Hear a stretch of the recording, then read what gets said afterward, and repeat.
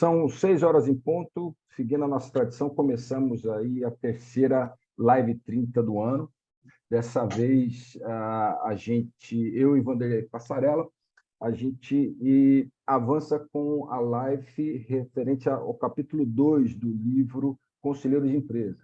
Eu sou Yuri Capo, o CEO do Celint, e eu convido aqui Vanderlei Passarella, o presidente do Celint, fundador do Celint, e o escritor do livro, né, o Conselheiro de Empresa, para poder debater sobre o capítulo 2. Vanderlei, faça suas introduções e já me devolve aí para a gente dar início às conversas.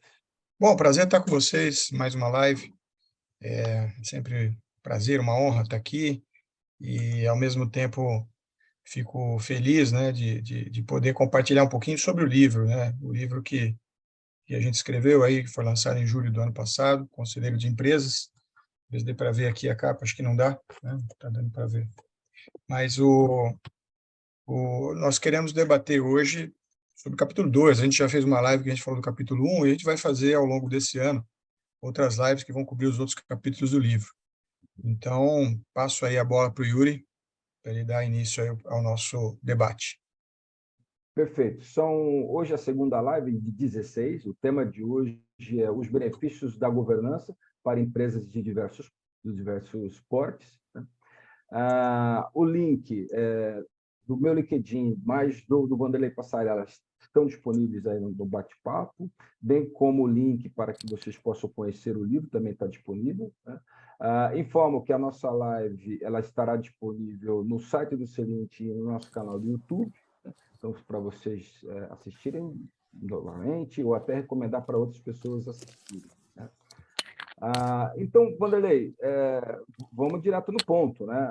O segundo capítulo trata de vários assuntos, inclusive dos benefícios da governança. Né? E a tua tese é que há pelo menos 7 benefícios da governança, né? E um deles é o impacto no processo decisório. Né? Então, como que essa transformação, né, do processo decisório se dá numa empresa que desenvolve governança? Ótimo. Sem dúvida, existem inúmeros benefícios da governança. A gente já tem provado isso aí em dezenas de anos, né, que a gente vem atuando em conselhos de empresas. E, sem dúvida, traz uma claridade mais para os pontos cruciais, né? O conselho sempre é um norte para a companhia, no sentido de trazer à baila a sua estratégia, o seu direcionamento, e sempre pautando, né, para olhar se ela está indo para a direção desejada. Então, esse talvez seja um dos principais benefícios. Eu sempre falo que o conselho e os conselheiros são uma espécie de âncora estratégica para a companhia, sempre trazendo a baila para onde ela está e para onde ela quer ir. Né? Outros benefícios, sem dúvida, a melhoria financeira, a própria perenização do negócio ao longo do tempo. Mas um ponto que você colocou, né, do processo decisório, é muito interessante, e o livro explora isso. Lá no livro eu falo, né, que está provado que os executivos têm um processo decisório mais intuitivo, e principalmente os CEOs, né? Não é por outra razão que eles chegaram na posição de estar ali no número 1, é porque tem uma capacidade sintética. E essa palavra é importante, né? O CEO chega lá porque ele consegue ver várias variáveis ao mesmo tempo e fazer um quadro sintético. Isso está muito mais relacionado, né, a esse lado do cérebro que tem uma visão mais holística, que tem uma visão mais intuitiva. Tem o livro Blink, do Malcolm Gladwell, que eu cito também no meu livro, que ele mostra lá, né, e entre outras bibliografias que eu citei, falando, né, desse lado mais intuitivo dos executivos. E acionistas, né, principalmente empresas grupo familiar ou multifamiliar extensa, acaba ao longo do tempo ficando mais emocionais nas suas decisões, né? Por conflitos, por divergências, essas vão se acumulando. Uma divergência discutida uma vez, depois 2, 3, 4, 5, na oitava vez já está na flor da pele, né? Uhum. E aí chega o conselho, né, e aí vem esse é um grande benefício da governança, profissionais de fora, já com vivência, que passaram por N outras empresas, que estudaram como é que é esse processo decisório, e, obviamente, eles vão trazer um pouco mais de racionalidade. Então, olha só, esse choque do emocional, do intuitivo e do racional acaba trazendo um parâmetro importantíssimo para a companhia, mas principalmente a vinda do elemento externo para poder dar essa visão, né, e tomar a decisão. E quando faz isso, eu falo, né, na minha própria definição de governança, que está no livro e do Celente que a gente usa, que governança é se preparar para tomar aquelas decisões, as grandes decisões, as mais importantes, não tão urgentes, mas não só se preparar, é efetivamente tomá-las e depois controlar se elas estão sendo implementadas, né? Então, essa tomada de decisão é que ela se procrastina por conta dessa questão emocional, né?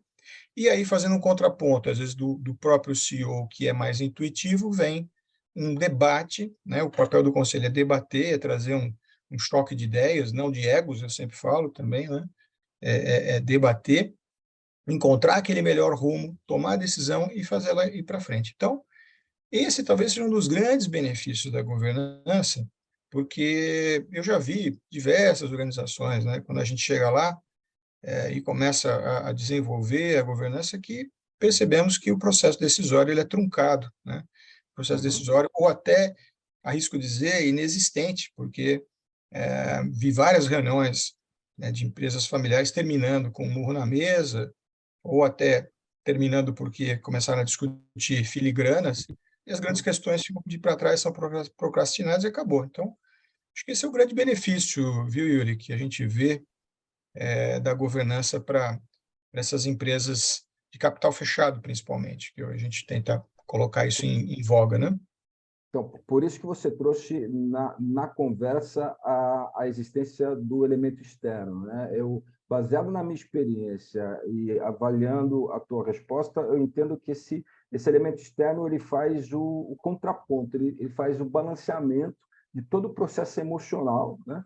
Eu arrisco a dizer que ele traz até para um viés racional para que possa direcionar o processo decisório.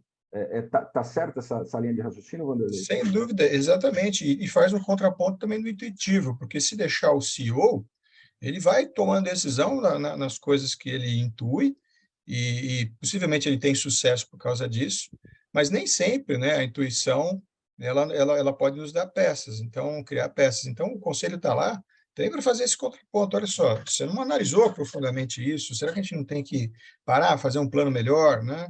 Será que a gente não tem que destrinchar os passos? E são esses dois, nesse choque, né, vamos dizer, de inteligências que vem à tona, a inteligência emocional, a inteligência mais intuitiva, espiritual, né, ou de consciência, e a inteligência racional, elas vão trazendo um equilíbrio, mas principalmente a vinda do elemento externo que vai debater mais e chegar em cursos de ação diferentes. Saindo desse cenário, né, que a gente explorou nesse primeiro ponto, né, que já é um ambiente, vou dizer, contaminado por questões emocionais, trazendo para um ambiente que essas questões estão equacionadas, né? Quando a gente traz o processo decisório para dentro do conselho, isso dá um tremendo de um alívio para o CEO, né? Ainda mais a gente que já atuou nessa posição, né? Eu acredito que a gente percebe isso, né? O processo decisório compartilhado, né? E respaldado pelo conselho. Podemos pensar nessa linha? Com certeza é que e aí vem uma máxima, né? Várias cabeças pensam melhor que uma. Então, quando o conselho, e aí sempre eu falo isso, né? O conselho não vai tomar a decisão operacional do dia a dia, porque ele se reúne com uma frequência limitada, ele não está no dia a dia do negócio, mas ele tem que se debruçar, quando ele está junto, nas questões realmente impactantes, aquelas realmente importantes. Isso também nem sempre é fácil de fazer. Há uma certa tendência, né, de ocupar a reunião do conselho com os assuntos que estão ali mais prementes, né, e os executivos trazem, os familiares, os acionistas, e o conselho precisa sempre se policiar para ele estar ali, olha, traz aqui, precisamos trazer as questões mais importantes, aquelas que vão dar impacto mesmo estratégico, que vão delinear o futuro da organização, criar um futuro novo, e vamos decidir sobre elas, vamos trazer uma racionalidade. Não vem só no bojo de uma racionalidade, né? Vem também no bojo da experiência. Muitas vezes você chega no conselho, você vê conselheiros que já passaram por aquilo, já viveram aquela realidade, já podem avançar, né, acelerar o processo de aprendizagem daquela companhia, né? Então, é bem por aí que a gente vê o conselho funcionando. Bacana. Antes de avançar, deixa eu fazer um comentário. Como as pessoas marcam a gente, né? Eu estou vendo a Vera aqui no site, né? E eu acabei esquecendo de comentar com vocês. As perguntas são extremamente importantes para o nosso debate, né? E eu vi a Vera e lembrei, a Vera também comenta bastante. Então, acrescento, mudo um pouco a rotina e digo que as perguntas e os comentários contribuem bastante para esse nosso processo de bate-papo, né? Então, antes da gente avançar para a próxima pergunta, né, eu precisava trazer esse tema. Mas, Vanderlei, falando agora das questões de tipos de empresas, né, é, nós entendemos que todos os tipos de empresas podem se beneficiar da governança, né? E como que a governança impacta em cada um desses tipos de empresa, né? Vamos exemplificar algumas empresas, por favor. Sim, naquela pequena startup e na empresa que ainda está começando, está acelerando, a governança ela acaba trazendo um certo padrão de mentoria, né? Vem o governante, que eu chamo, pode ser um conselheiro ou o próprio mentor, seja o nome que for dado, ele vai sempre debater e ali com o fundador e trazer seus pontos de vista. Ele não é um coach, ele é alguém que vai opinar mesmo e ajudar no processo decisório e trazendo experiência, às vezes é uma governança mais incipiente. Já nas empresas familiares, como eu falei, tem esse aspecto, né, da governança ajudar no conflito, ajudar no alinhamento de visões, não, sem números, né, inúmeras vezes que, enquanto conselheiro, acabei aparando arestas, né, entre reuniões, entre acionistas, porque um quer uma coisa, outro quer outra, já está ali quase desistindo, aí a gente começa a falar. Então, dá um certo trabalho, mas nessas empresas a gente age ali com mediação, como uma espécie de interventor, até usei essa palavra hoje, né? Eu estava num conselho, a gente teve grande sucesso nos últimos anos, né, de resultados fantásticos, e a gente estava falando que, nesse caso, eu fui quase que um interventor, porque ali a situação estava tão complicada que eu acabei falando com todos os acionistas, mudando para cá, mudando para lá, ajudando a definir até distribuição de dividendos, parâmetros de remuneração, de visões diferentes do negócio, e a empresa fluiu. Quer dizer, então, no limite, aí você começa a ser um interventor nesses casos, né? E é claro, a empresa média, média grande, ela já está muito mais bem estruturada, né? Então, o benefício da governança é claro, né, nesse aspecto, é trazer um corpo, né, de conselheiros que vão atuar entre a gestão e os acionistas, que nesse momento pode ser muito pulverizado, né? No limite, aí uma empresa de capital aberto milhares, milhares, dezenas de milhares de acionistas que não, em assembleia são pouco representativos. Então, o conselho tem uma responsabilidade, inclusive fiduciária, né, nas empresas de capital aberto, de fazer essa ponte. Então, Uhum. de uma maneira geral, essas três classes de empresas é isso que a gente vê. E há gradações, né? Uma mais para cá, mais para lá. De novo, não tem um caso único, não existe uma regra única, cada empresa tem o seu momento, tem a sua maturidade, e é importante, né, ao montar e desenvolver a governança, que a gente já saiba, né, qual é essa maturidade, o que ela está preparada para ter. Eu Uhum. gosto de falar que entre as melhores práticas das grandes empresas, né, que são preconizadas pelos experts em governança, pelos livros-textos, existe a chamada prática possível. Então, isso nos remete a uma governança evolutiva, porque a gente vai praticando, né, aquilo que é possível, vai usando do conhecimento, das ferramentas, da experiência, mas vai lentamente migrando para um modelo ideal, né, para um modelo que eu chamo modelo governante, também está no livro, né, uma parábola invertida, que a gente vai caminhando ali para o modelo governante. Então, acho que é por aí que eu vejo nessas diversos tipos de empresas, todas elas se beneficiam, todas elas têm um parâmetro diferente para poder tomar decisão, mas elas vão incorporar isso no processo, né? E até fazendo um link aqui com a pergunta da Vera, que eu acabei de ver aqui, né, da Bacana. perenização adaptativa, né, é que a penalização adaptativa é um termo que eu criei lá no antigo livro, ainda no meu penúltimo livro, né, que é a Reinvenção da Empresa, em que eu falo no capítulo 8 que governança ela existe para ajudar na perenização adaptativa. O que é isso? A empresa se perenizar de forma adaptativa. Como a gente vai trabalhar a estratégia no conselho, a gente vai estar monitorando o meio ambiente, monitorando o que está acontecendo, as mudanças, e vai trazendo a baila. Então, é um processo interativo e cíclico, né, de você trabalhar esse futuro da empresa, né, e qual é a relação com o ESG? Tem muita relação, né? O ESG preconiza um equilíbrio, né, do foco da gestão e do governo entre ambiente, as ações sociais e a própria governança.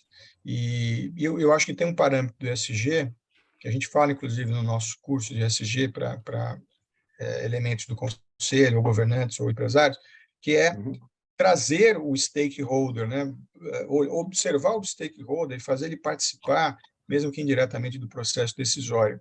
Então, quando o ESG fala de stakeholders, e a perenização adaptativa também, né, porque é a nossa própria definição de governança, de trazer os stakeholders para ajudar no processo decisório, então a gente encontra um equilíbrio, né, encontra um ponto de convergência muito forte entre o termo, né, bem colocado aí pela Vera, pela perenização adaptativa, e a ideia de ESG. Perfeito. Considerando, Wanderley, que o aporte estratégico é um dos benefícios da governança, né, como que você percebe o binômio, né, governança e estratégia, e qual que é o papel do conselho nas relações de estratégias empresariais? Muito bom, né? Eu acho que eu tenho até um post no LinkedIn que eu falo disso, né? Nas aulas do PFC também, quem já fez PFC, eu já vi que tem algumas pessoas aqui que fizeram. Nós temos lá um slide que a gente fala que o processo estratégico, o direcionamento estratégico, tem 5 etapas, né? Vamos dizer assim, didaticamente. Você tem uma etapa que é uma etapa do conceito, da visão, né? Depois você tem uma etapa do design estratégico, né? Então, você tem o pensamento estratégico, que vai estabelecer a visão, tem o design estratégico, depois você tem o plano estratégico. Finalmente, a quarta etapa é a execução, e a quinta etapa é o controle estratégico. Cada uma dessas 5 etapas, o conselho participa de forma diferente. Daí eu criei uma matriz RACE, né?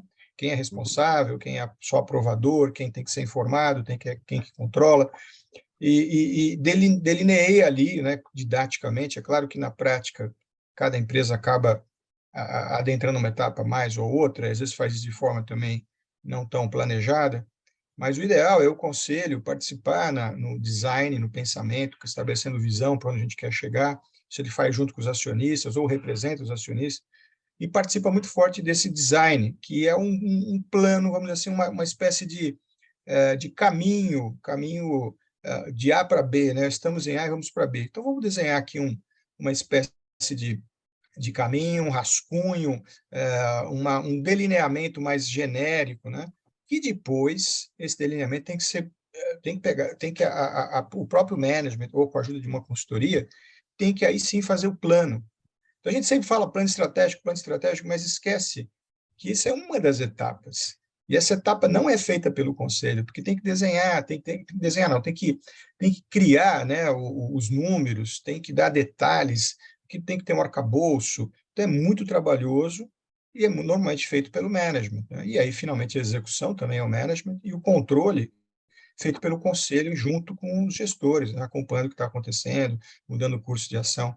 Então, quando a gente tem um conselho bem estruturado, que evoluiu na sua maturidade para um modelo mais governante, ele executa esses papéis, e aí ele traz um benefício enorme para a companhia, porque equilibra o processo decisório, traz os padrões da estratégia para as áreas-chave que precisariam estar olhando aquilo, vem com uma visão externa, controla, cobra, desdobra em projetos, né, o plano desdobrado em projetos, o conselho acompanha os projetos, como é que está o projeto A, o projeto B, como é que está no cronograma, e isso é como se tivesse, você não precisa nem falar para os gestores de que eles vão ser cobrados, eles sabem.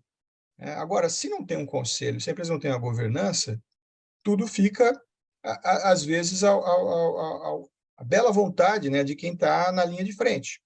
Pode ser que sim, pode ser que não. Então, essa instituição do conselho como um órgão de estruturação da estratégia, né, é fantástico, porque aí, de fato, faz com que a empresa caminhe para um futuro, né, e não fique presa aos seus incêndios, né, ao seu dia a dia. Você me deu um gancho para perguntar a respeito da distribuição de poder dentro do conselho, mas antes de eu entrar nesse ponto, eu vou trazer o Marcos Donato aqui, que fez uma ligação da perenização adaptativa com a inovação, né? E aí ele pergunta, né, como que o conselheiro poderia atuar no foco da inovação, seja ela no produto ou no serviço? O conselheiro atua na inovação quando ele ajuda a estruturar o pensamento estratégico, o design, né? O que nós podemos fazer. E no limiar, né, empresas que passam por transformação digital têm esse processo muito forte, porque a transformação digital é um guarda-chuva, né, que muda completamente toda a companhia. Então, o conselho participa muito ativamente. Por outro lado, né, a inovação também, às vezes, depende do tipo da empresa, depende de gente qualificada em determinadas tecnologias, né? Então, eu até tenho um outro livro, né, que eu escrevi já há um pouco mais de tempo, chama Fábrica de Ideias, Banco de Oportunidades, que ele fala exatamente do processo de inovação intra-company, como é que a companhia faz. E lá eu explicito, né, que importante para ser inovadora é a empresa ter realmente um processo, um funil de inovação, um funil de oportunidades, e que isso, obviamente, tem que ser trabalhado com a prata da casa. Então, o conselho pode participar de novo, fomentando isso pelo processo estratégico, fazer com que inovação esteja no guarda-chuva, né, da companhia, de processos-chave, cobrando, analisando o funil periodicamente, vendo o que ela está fazendo. E nesse livro Fábrica de Ideias, a gente, né, eu escrevi junto com outros autores, eu fui coordenador do livro, a gente chega ao limite de fazer o seguinte, olha, quanto que nós temos de cash, né, quanto nós temos de valor aqui na nossa matriz de inovação, no nosso funil. Se a gente trouxer a valor presente, todo o fluxo de caixa dessas inovações que, se forem implantadas, o que ela geraria de valor para a companhia? Então, isso, por exemplo, é uma métrica importante para o conselho avaliar. Nós estamos periodicamente aumentando o valor teórico de caixa que a gente tem no processo inovador ou não? Uhum. Porque uma coisa é inovar e não trazer isso para processos concretos, né? Então, veja esses benefícios, Marcos, do conselho, né, quando a gente fala de inovação na companhia. Acho que não sei se fui claro aí para. Legal. Bacana, obrigado, Vanderlei. Olha o ponto que o Roberto Teson traz, né? E algo que a gente sempre discute relacionado à rotina do conselho, né? Mas como Uhum. manter os conselheiros com informação suficiente para que questões relevantes surjam em tempos de solução? Uma ótima pergunta. Esse é sempre um desafio. Conselheiro, e aí eu também escrevi recentemente, né, que os conselheiros deveriam atuar no máximo em 4 conselhos, 5 no limiar, dependendo do conselheiro, mas 4 foi um número aí que a gente viu que a maioria, inclusive, concordou. É por quê? Porque o conselheiro tem que buscar informação. Ele precisa estar, nas empresas que ele atua, indo atrás, falando com as pessoas da linha de frente, visitando operações, lojas, enfim, depósitos. Por quê? Porque ele vai receber informes, né? Ele vai receber relatórios, mas ele tem que fazer 2 atitudes. Uma é pedir o que ele quer receber, porque senão ele vai receber só o que os outros querem que ele receba. Então, ele tem que pedir, ele fala, eu quero essa informação, quero Uhum. estruturado, quero esse gráfico, quero ver essas coisas. Então, uma coisa é pedir. A outra é ir atrás. Esses 2 papéis são importantes, e o conselheiro precisa estar, vamos dizer assim, aculturado, né? Precisa estar treinado a compreender que ele tem um papel ativo também na estruturação dessas informações. Então, e por isso não dá, como eu falei, para atuar em dezenas de conselhos, a gente vê conselheiros que estão em 8, 10 conselhos, aí você não consegue fazer esse papel, né, com maestria. Mas, enfim, acho que é por aí que eu vejo a coisa. Perfeito, Vanderlei. Nós temos 6 minutos aqui, aí eu trago a minha pergunta aqui que eu deixei guardada, né? Sim. Como que é a distribuição do poder no conselho, né? Entre o presidente do conselho, o chairman, os conselheiros, o CEO, o secretário da governança, né? Qual que é o papel de cada um deles nesse processo aí da gestão do conselho e da tomada de decisão? Legal, essa você tirou aí da cartola. Tirei do capítulo 2, hein? Você tirou aí bacana. Não, mas é uma questão super atual, né? Porque a gente vem discutindo isso. Olha Justo. só, o Sherman, né? Ele é um coordenador do processo de governança da empresa. Ele é visto muitas vezes pelo mercado, né? Se for uma empresa de capital aberto, principalmente, como alguém que tem uma autoridade sobre o CEO. Não é ele pessoalmente, mas é o conselho. Só que ele tem um papel chave, porque ele vai fazer a avaliação de desempenho, ele vai conversar com o CEO entre uma reunião e outra, vai aplanar determinados terrenos. Então, ele tem um papel muito importante, né? Mas o CEO é o chefe da organização, ele é o chief executive, ele faz a execução. Então, o CEO lidera a empresa, inspira tal. E o Sherman, ele dá a direção, né? Como ele coordena o board, então ele vai ajudar no processo estratégico, vai estar ali e vai, vamos dizer assim, coordenar as ações desse CEO. Então, quando você tem uma empresa de capital aberto ou uma grande empresa, essa dupla Sherman e CEO tem papéis diferentes, complementares, se ajudam mutuamente, né? Então, isso é muito claro. Agora, quando você vai... E aí vem a nossa experiência, né, de lidar não só com empresa grande e aberta, mas empresa pequena, fechada. No limiar, você tem, por exemplo, o CEO, que é fundador da empresa, né?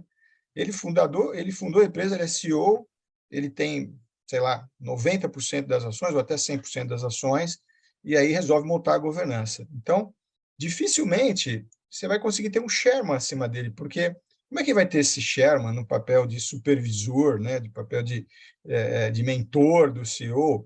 Então, ali nesse caso, a gente gosta de ver a governança tendo ali um governance officer, que é um secretário do conselho, um dos conselheiros pode secretariar, ajudar a desenvolver a governança da empresa, estabelecer pauta, ata, ou você pode ter, numa empresa desse tipo, ou um pouco mais estruturada, né, o Sherman, por exemplo, o fundador passa a ser o Sherman, deixa alguém como seu sucessor, como CEO, né, e aí estabelece até dois papéis, um que pode ser o Governance Officer, outro que pode ser o secretário do conselho.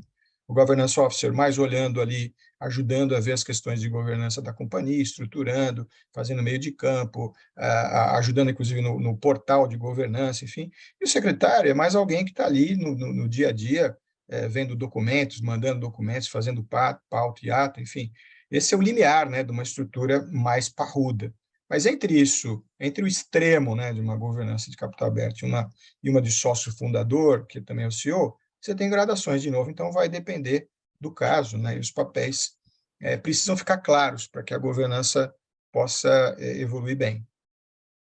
Perfeito. Ainda temos tempo para a última pergunta aqui do Roberto, novamente, muito alinhado com o tema que nós discutimos hoje de manhã, com o Vlamir, da RSM, e teremos um evento com a RSM em março, né, e a gente vai abordar bastante esse tema, mas já avanço aqui com a pergunta, Vanderlei. Como que você vê o papel do Comitê de Auditoria como apoio do Conselho? Perfeito. Esse tema está muito em voga, né, por conta da questão das americanas qual é o papel dos auditores, principalmente os externos. Então, o comitê de auditoria, ele tem uma empresa estruturada, razoavelmente estruturada, que tem vários comitês, ele tem esse papel de olhar internamente se a companhia está em compliance, se ela tem, ele vai ajudar, muitas vezes a gente fala de riscos, né, e compliance, que está no bojo também de auditoria, né, então, e aí tem uma mescla, né, às vezes só auditoria, risco, compliance, auditoria, ou só risco, ou só compliance, vai depender de cada caso, mas vou falar aqui no caso mais genérico, né, que esse comitê vai olhar na companhia, se ela está atendendo, né, os requisitos da lei, se ela está fazendo aquilo que é pensado que ela deveria fazer em termos de gestão de riscos, se ela está bem estruturada nos seus processos, se ela precisa evoluir, inclusive até no RP, né, um comitê de auditoria tem que olhar e falar, olha, a gente não está conseguindo informações de qualidade, precisa mudar o RP, então entra em tudo isso, esse comitê deveria ter o papel, né, e ajudar a companhia a ficar cada vez mais clean, cada vez mais transparente, cada vez mais limpa e com credibilidade frente aos eventuais stakeholders que vão olhar para ela. Esse é o grande papel do comitê. Perfeitamente, Vanderlei. Tempo esgotado e muito obrigado aí pelo seu tempo, pela sua sua doação de conhecimento. É sempre um prazer. Converso contigo todo dia, porque nós trabalhamos juntos, mas é sempre um prazer conversar contigo sobre governança e ter esse público todo acompanhando esse nosso bate-bola. Então, entrego para você fazer sua despedida e você já me devolve para fazer o encerramento da live, por favor. Bom, eu queria agradecer a presença de todos, né? Tivemos 32 pessoas aqui simultaneamente, foi muito legal. É só uma pena que é tão rápido, né? Mas a ideia é essa, né? Da gente não ocupar o tempo de todo mundo com lives muito longas, porque limita a interação, né? As perguntas ao vivo, mas foi muito joia de ver as perguntas aí relacionadas e estar com vocês. Um grande abraço a todos.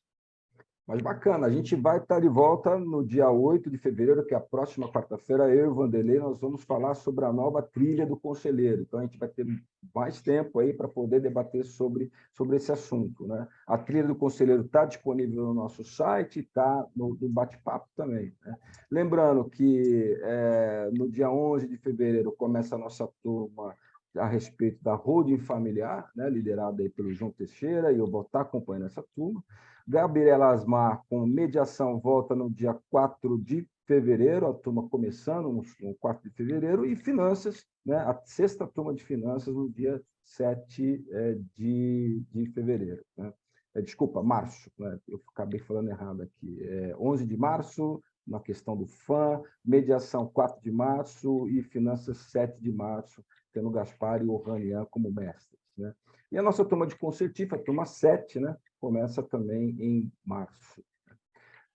Acesse o nosso site, na aba de calendários, ali tem todas as datas das nossas próximas formações. Obrigadíssimo aí pela participação de vocês e a gente se vê aí na próxima quarta-feira falando de trilha do conselheiro. Até semana que vem, então. Até semana que vem.